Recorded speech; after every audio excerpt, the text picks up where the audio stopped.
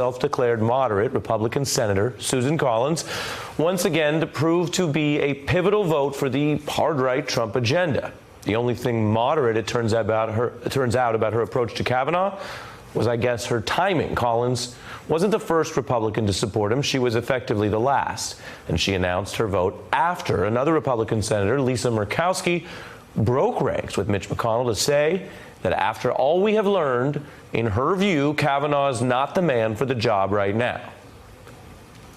I did not come to a decision on this until walking into the floor this morning. I believe that Brett Kavanaugh is a good man. I believe he is a good man. It just may be that, in my view, he's not the right man for the court at this time.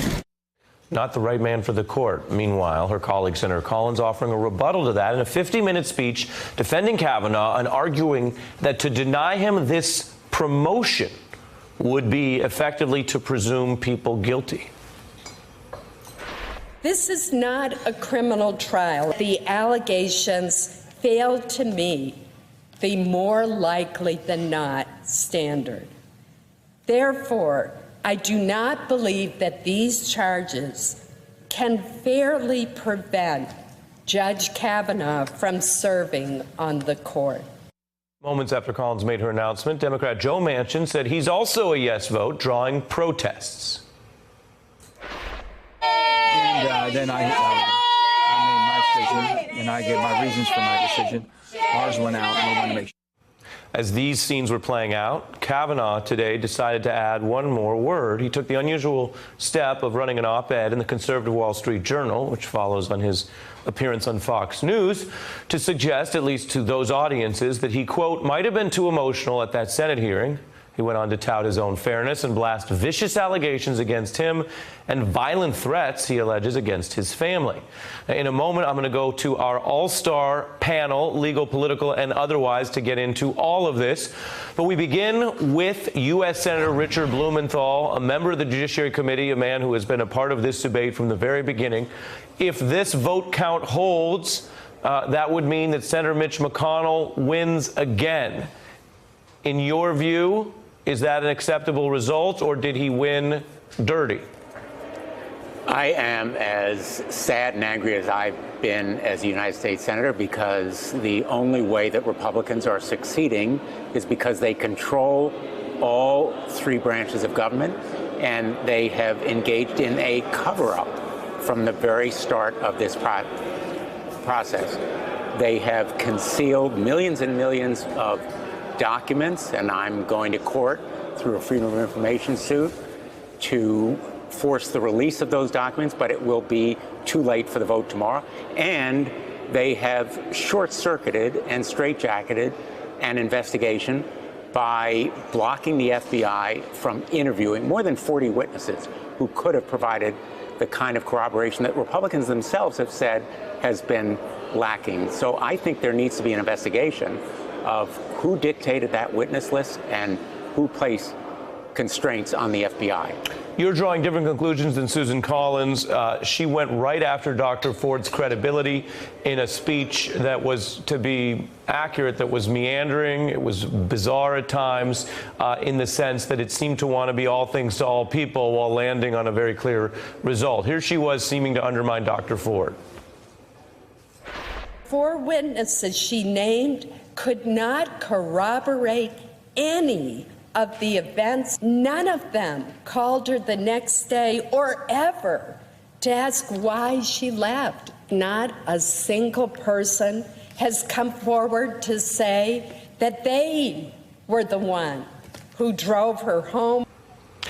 As you know, Senator, Susan Collins chose to seize the spotlight, both in the way she wavered in her decision and the way she announced it today. And yet, as I mentioned, in trying to say so much in her speech, it seemed at times that she went further than just voting for Kavanaugh, but also seemed to go out of her way in closing to say that maybe you shouldn't believe Dr. Ford. Can't you vote for Kavanaugh without going that far? Did she go farther than she needs to? Did you see a new side of her today? What did you make of it? The Republican storyline has been consistently, their talking points have been repeatedly, of course, they believe survivors. they believe them, but they don't believe that the survivor here, Dr. Blasey Ford, correctly identified the sexual assailant. And essentially, the Republicans can't have it both ways. The believe but really ignores the very credible and powerful testimony of Dr. Blasey Ford that she was 100% sure. In fact, she repeated it in that testimony so absolutely powerfully. And here's the other point. The absence of corroborating evidence, only because the investigation was prevented from going to those 40 witnesses for Deborah Ramirez and for Dr. Blasey Ford, who could have provided corroborating evidence. You can't have corroborating evidence if you refuse to look for it. It's fairly put. Senator Blumenthal, on what you describe as a disappointing day in your view, thank you very much for joining us. I appreciate it. As promised, we turn now to NPR legal affairs correspondent Nina Totenberg, Eleanor Clift, Washington correspondent for the Daily Beast. Eleanor, as we say around here, that's my best McLaughlin impression. It's weak. And Neera Tanden, a former top aide to Hillary Clinton and now president and CEO of the Center for American Progress. Dealer's choice, I could start anywhere, but Eleanor, I begin with you. Was this time different, or was this effectively more or less a rerun or reboot of Anita Hill in the way it all ultimately played out? Well, if you think of these as two bookends of women bringing allegations and men denying them, what happened with Anita Hill and Clarence Thomas looks almost innocent compared to today. I think it was Nina Totenberg who said nobody cried over Anita Hill when she was testifying. She was cool, professional. It was workplace harassment. There were lots of tears shed by women, and maybe some men too, when Christine Blasey Ford testified. When Clarence Thomas was confirmed, 11 Democrats voted for him in a Senate that was controlled by Democrats.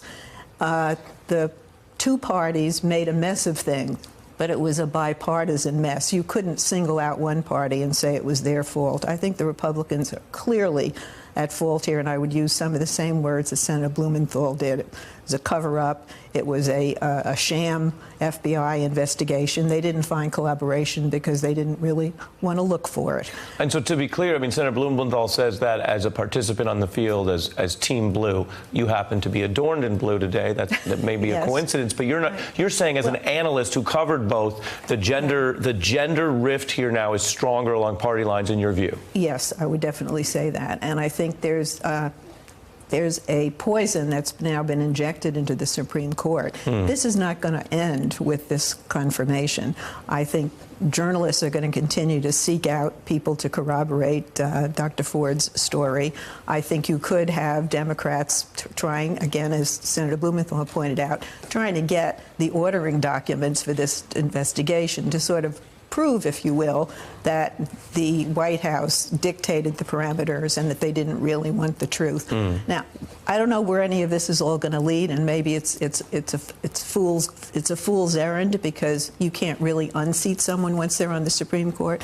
But Susan Collins, to have her stand up for that long speech to basically try to reclaim the moral high ground for the Republican Party and Justice Kavanaugh, I think that's really a blot on her career. A blot. Yes. Neera? I mean, I would add to that. I would say that Susan Collins did she basically did a very partisan speech. She laid out rationales that really nobody believes, and she went to bat for Team GOP. That's basically what happened here. And the idea that she wrote that speech this morning, I think a lot of people will look back in history and say Susan Collins and Flake basically worked with the White House to have an FBI investigation which would provide them cover, and that at the end of the day, they were always going to vote for Brett Kavanaugh and wanted an excuse to do it. Well, you're making an important point, an astute political point, as you often do here, that relates to some of the underlying issues of who do you believe and a feminist critique of what's going on. But you're also making a raw political point, which is that Susan Collins was cast as wavering when, in fact, she may have been Mitch McConnell's closer. Absolutely. I think the idea that she was really ever in doubt has been just gamesmanship and truly just her not leveling with the voters of Maine. And so I think now, just going forward, I do think that Democrats, progressives, and independent voters, if you look at the polling, independent women have been moving strongly against Brett Kavanaugh. And really, the answer here is to engage in the elections. Because if we don't like what this Senate did, we need a new Senate to act differently in the future. And I want to be clear, since we talk a lot about who's saying what, Nina, and what's true, and some of it's not always immediately provable, what Neera is stating as a view about Collins is at odds with her claims. So somebody is right or wrong. Somebody might be misleading. And I'm going to play it. Here's Susan Collins' take. She claims, Nina, she made this decision last night. Take a look. When did you make your decision? So, I made it last night after finishing going through all the FBI reports. Believe me, I struggled with it for a long time. And Nina, the problem... Well, actually... Go ahead. I believe that she could well have made the decision last night and probably did. Susan Collins is a very thorough, methodical legislator, and she spent several hours going through this stuff, and unlike the rest of you, I thought it was actually a pretty good speech, at least until the very end part about Christine Blasey Ford. But I thought she laid out the best moderate argument for Brett Kavanaugh as a judge not being a right-wing ideologue. And I doubt that it is an accident that a woman ended up as making the closing argument for the Republicans with two female Republican senators sitting behind her, not in their usual seats. Right. I think we can play that while you talk. We'll put that up on the screen. Go ahead. But I thought it was a very effective speech. I think it's entirely likely that she asked her staff to write her, if not one, but two speeches. She certainly would have preferred to vote for Kavanaugh from the beginning. But I think she was very troubled by these allegations. I think he allayed her fears about his views on Roe versus Wade. That was at the first point. Doesn't sit on the Judiciary Committee. She's not a lawyer. She does her homework. She is a moderately conservative Republican, and she ended up voting that way. And I thought it was actually a pretty good speech from the point of view that she wanted to make. It doesn't happen to be the point of view of your other two panelists, Sure. but Well, she two things. isn't a liberal Democrat. Well, one thing is that Neera Tannen's about to fall out of her chair. And the second, so she'll go respond. The second is, Neera, you get to respond. And also, if that were true, then that would mean Mitch McConnell may have been moving ahead scheduling a vote without knowing his vote count, which isn't usually how he rolls. But Neera, go ahead. Yeah, I would say he usually does vote he does schedule votes knowing his vote count. So I would imagine some indications were made earlier this week. But I would also say, look, we have the evidence in front of us with what kind of Judge Kavanaugh or Justice Judge Kavanaugh would be. In his speech last week, he basically said this was a Clinton conspiracy. He whipped up Republican fervor to the extent that he had to write a Wall Street Journal article clearing it up, and a kind of extraordinary act. So I guess we could take Susan Collins' word that he is going to be a person of judicious temperament, or we could believe our eyes, which is when push comes to shove, we had Judge Kavanaugh in front of us attack senators, go after them pretty harshly, attack the Clintons, talk about George Soros and a giant plot against him in a way that is much more like Donald Trump than any sitting United States senator. And so I just respectfully disagree with the notion that this was a well-argued position. If it was a well-argued position, I think she would have much more addressed the actual things that have happened, much more addressed Dr. Ford's testimony head on, much more addressed the way he behaved head on. Nina? She didn't do that. Well, I think that I'm not saying that she's right. I'm saying that she made the best closing argument for somebody of her political persuasion that could be made. And it didn't hurt that she was a woman making that argument. She would have voted to confirm Merrick Garland. She doesn't vote against judicial nominees. I think there was one district court judge somewhere in the ethers of the past that she has voted against. She votes to confirm judicial nominees. And she clearly did not think this performance of Brett Kavanaugh's merited her voting against him. Right. Now, you can say that that's wrong, but that it was her view. Right. Part of what you're saying is her default is to go with the flow. There have been nominees, though, who've been knocked out for far less. Garland famously through the delay. But Harriet Miers was picked by a Republican president. It was Republican senators who said doesn't meet the standard, which doesn't mean there was anything terribly wrong with her as a human being. It just means that they exercised the advised consent that way. Hey, I'm Ari Melber from MSNBC. You can see more of our videos right here, or better yet, subscribe to our YouTube channel below. You could have been anywhere in the world, but you're here with us, and we appreciate that.